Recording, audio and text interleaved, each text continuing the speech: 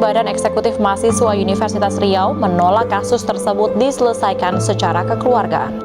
Seorang aktivis kampus Universitas Muhammadiyah Yogyakarta dikeluarkan dari kampusnya menyusul dugaan perkosaan terhadap 3 mahasiswi. Sekaligus guru besar Universitas Gadjah Mada. Berbagai pihak mengecam hal ini bisa terjadi dan mendesak jika terbukti.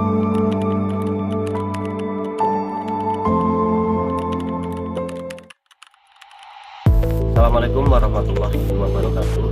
Halo semuanya.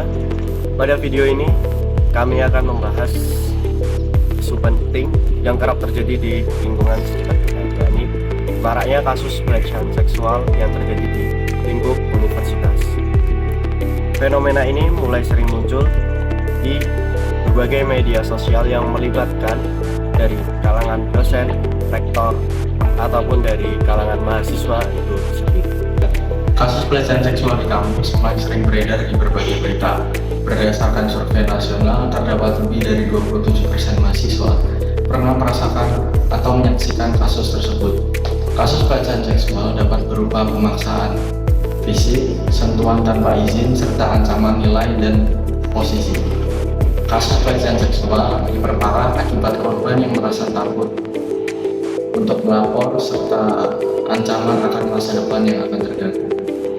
Oleh karena itu, pelecehan seksual bukan hanya sekedar persoalan hukum, akan tetapi juga soal etika, nilai, moral, serta kemanusiaan. Jika kita melihat melalui kacamata Pancasila sebagai sistem etika, maka pelecehan seksual jelas bertentangan dengan sebuah sila. Mari kita lihat satu persatu.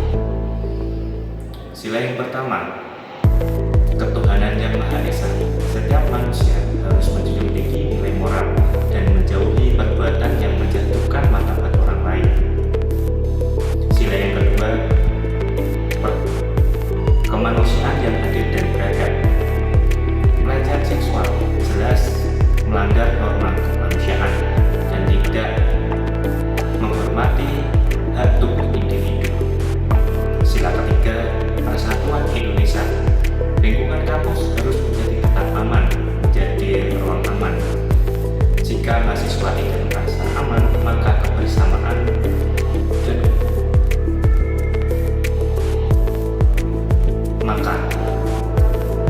maka kebersamaan akan hancur. Sila yang keempat, kerakyatan yang dipimpin oleh hikmat kebijaksanaan, mendorong adanya mekanisme pelaporan yang adil, musyawarah, dan dilindungi bagi korban. Sila yang kelima, keadilan sosial bagi seluruh rakyat Indonesia. Setiap mahasiswa harus merasa aman, dihormati, dan setiap mahasiswa harus merasa aman, dihormati, dan terlindungi di lingkungan kampus. Dengan demikian, Pancasila bukan hanya dasar norma negara, tetapi juga kompas etika yang melindungi kita terhindar dari pelecehan seksual. Kampus memiliki tanggung jawab yang besar sebagai lembaga pendidikan. Namun kenyataannya masih banyak kampus yang belum memiliki sistem pelaporan yang aman atau SOP yang jelas.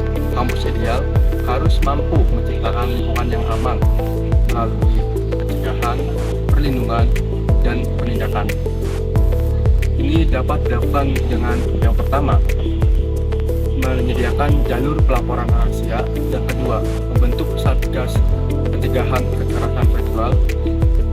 Yang ketiga, memperbaiki infrastruktur seperti CCTV dan pencahayaan. Yang keempat, memberikan pendampingan psikologis dan hukum kepada korban.